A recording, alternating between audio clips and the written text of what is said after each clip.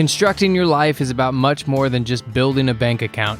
Each week, join real estate entrepreneur and mindset coach Austin Linney as he interviews guests who are constructing their dream lives and impacting the world around them on a daily basis. If you're an entrepreneur or wanting to start a business, or you just want to hear motivating stories of how others have overcome the odds, you are in the right place. And now for your host, Austin Linney. Guys, welcome back to Construct Your Life Rant. This is Austin Linney here. Thanks for joining us. What we're going to talk about today is your gift. And, you've heard people talk about this all the time. And per se, right, we have a saying in our business. If it comes easy to you, then do that more often. And what I mean by that is there's so many people out there jumping into the investment space, and they are not good at spreadsheets, and they are not good at numbers, or whatever you want to call it. And they're trying to be a multifamily investor. I'm not saying that you can't get better at something, but why are you spending 2 to 3 years to get better at something that is a weakness in you? So you're basically making a weakness better. Does that make any sense? But you might be the greatest networker ever, or you might know how to meet people or coach people or whatever. You get what I'm saying? We're so quick to fix the things that we're bad at, which you have to get decent at them. You can't like be terrible at certain things in the aspect of investing, but you can't spend 2 or 3 years trying to get better at something that if you were to stack yourself up against the best multifamily underwriter, that you would be decent. Get it? Why? It doesn't even make sense. But I would imagine there are things that you do every day that come very easy to you, and those are your gifts. And here's the scary thing. They might not even be something that you truly love, but it could be a vehicle to create the freedom to go chase the things that you truly love. Because, I have a tendency to do this. This is something I just talked about this morning with a friend of mine. We spend all this time learning something, getting good at something. And in the moment that we're ready to cash in on it, we're tired of it because it's not challenging to us anymore. And we want to move on and learn a new thing. When you learn that new thing, you're stepping at ground zero again. So now you've just created the process all over again. It's like going to college after you got a degree. Instead of maximizing the highest use of your time, the highest dollar amount of your time in the area that you are an expert in. Why do you think brain surgeons make so much damn fucking money? Because they work on a fucking brain. Because they went to school and it took years. So if you are the best at what you do in a certain area, I'm going to ask you the simplest question ever. Have you maximized the most amount of avenues and money in your direct field? Have you? Because if you haven't, then what are you doing?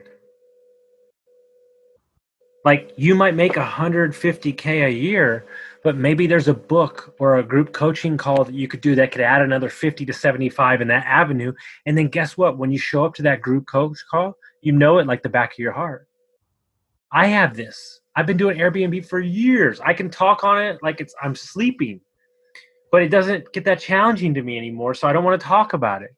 But yet I've spent all the years learning it over and over again. Well, that's my gift. I understand it. It's easy. It's in me. It's born inside of me. And so I have to go back to the well. I have to redesign stuff that makes sense for me and then scales me out of it virtually or technology wise, and then allows me to create a revenue stream off of that gift that is mine. Perfect example. I can network like anybody else. Well, that's my specialty. Well, then I connect people. And then my assistant who is a little more introverted and good at scheduling, doesn't have to meet so many people because I have access to all the people that are available.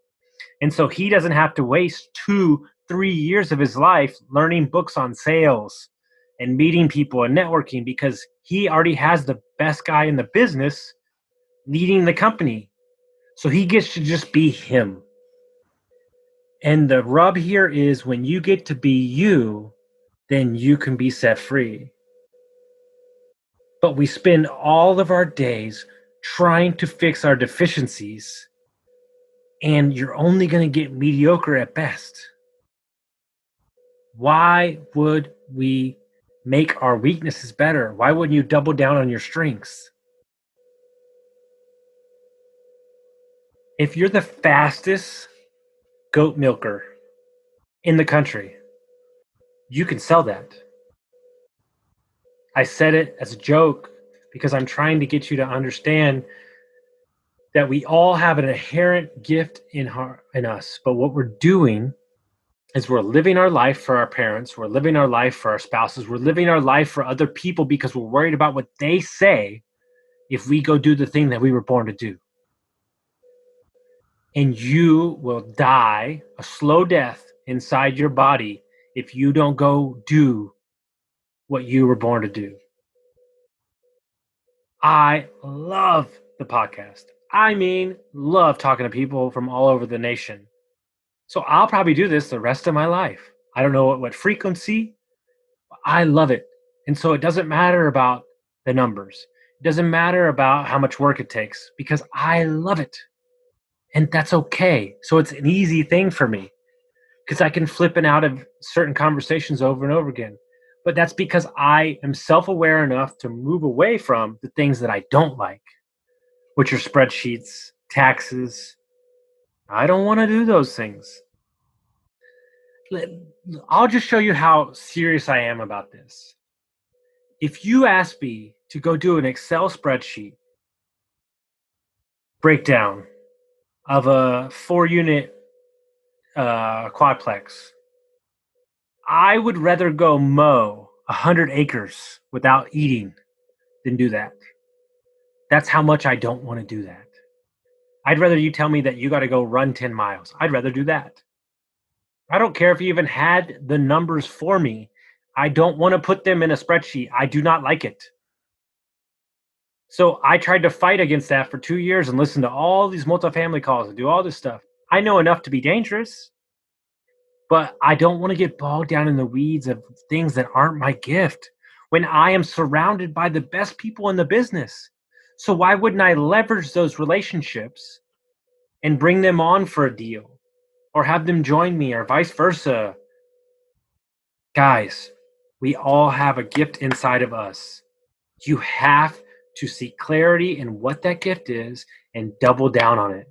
And I promise you, you will feel like you're flying and you will feel like you can operate from a space of clarity. I promise you. Hope everybody got some value from this. Have a great day, guys.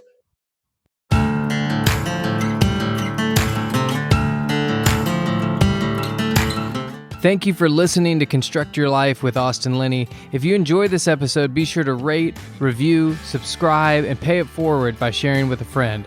Most importantly, take this opportunity to start constructing your life by taking immediate action on what you learned. For show notes, resources, and more information on one-on-one coaching with Austin, visit constructyourlifepodcast.com.